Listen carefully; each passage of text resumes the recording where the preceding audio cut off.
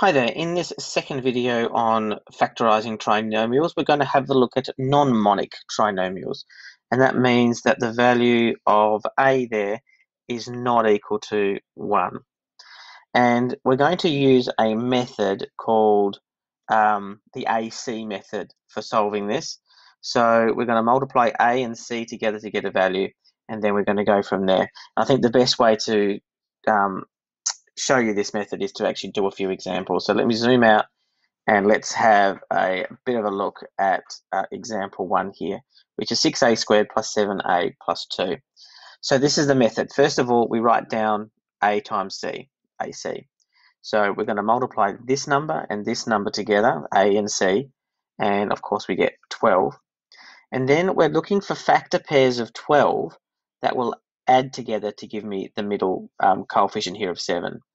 So again, with practice, you'll be able to get there straight away, which is what I'm about to do. But you can just keep on going until you find the pair that works. So for example, if I said, well, 12 times 1 is 12, but 12 plus 1 does not equal 7, so that doesn't work. So I'm going to use the pair 4 and 3. 4 times 3 is 12, and 4 plus 3 is equal to 7. So we have a match here. Now here's the trick. What we do next is we take the middle term, the b term, and we split it according to this factor pair, 4 and 3. So we get 6a squared, doesn't matter which order you write it in, plus 4a plus 3a plus 2. Then we're going to use that grouping method that we looked at a couple of videos ago, and we're going to group just the first two and the last two together, and we're going to factorize or partially factorize each of those little sections. So if I factorize the first part, you can see, I hope, that we've got a common factor. Look at the numbers first. A common factor of 2 and a common factor of a, and that leaves us inside with 2 times 3 equals 6, and a times a equals a squared. 2 times 2 is equal to 4, and a times 1 is equal to a, so I don't need to put any more variables there. So I've got a 3a plus 2, and you can see there's nothing to factorize in the right-hand side there, but I do have a 3a plus 2 again. So we've got a common factor of 3a plus 2. Don't be put off by the fact that it's an expression. It is still a common factor. So that means I can pull out that common factor and write down what's left in the other pair of brackets. So when I take out the 3a plus 2 here, I'm left with 2a. And when I take out the 3a plus 2 here, I'm left with nothing. But that doesn't mean 0, it means 1, because 3a plus 2 times by 1 is equal to 3a plus 2. That's how we need to look at it. But it's now factored. Boom, boom, shake the room. Okay, example 2. 2x squared plus 7x minus 15. We follow exactly the same process again. So I'll do it a little bit faster this time. AC is equal to 2 multiplied by negative 15, so that's negative 30. Now I need to find two numbers that will multiply together to give me positive 7 in the middle there. So I'm going to choose, again, you can do trial and error, whatever works for you, but I'm going to go straight to it. I can see that that 10 multiplied by negative 3 will give me negative 30, and 10 minus 3 is equal to 7. And so I've got 10 plus negative 3, or 10 minus 3 is fine to write there. So that's the pair we need to use. So I split the middle term accordingly. So I've got 2x squared. Instead of 7x, I'm going to write it as 10x minus 3x. So you can see there's the 10 minus 3, 10x minus 3x. And I've got minus 15 here.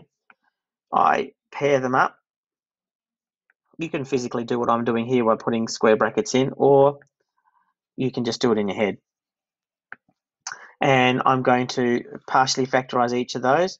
So in that first set of brackets there, I've got a common factor of 2 and a common factor of x. 2x times x is equal to 2x squared. 2x times 5 is equal to 10x, sorry. So I've got 2x outside of x plus 5x. The second one, just be careful with all those negatives floating about. I've got a common factor not of 3, but I've got a common factor of negative 3. That leaves me with x, and negative 3 times by positive 5 will give me negative 15. So just be mindful of that. I just realized I put an extra x there that I shouldn't have on the left-hand side, so I'll just get rid of that. Just a little mistake. Okay, so luckily, again, not luckily really, it's because of the way the method works. We've got a common factor of x plus 5, so that can be pulled out. Don't get put off by the fact that it's an expression. It's still a common factor. And what are we left with? 2x and minus 3. And we're factorized. Done, done, done. Question 20, lots of big, horrible numbers here.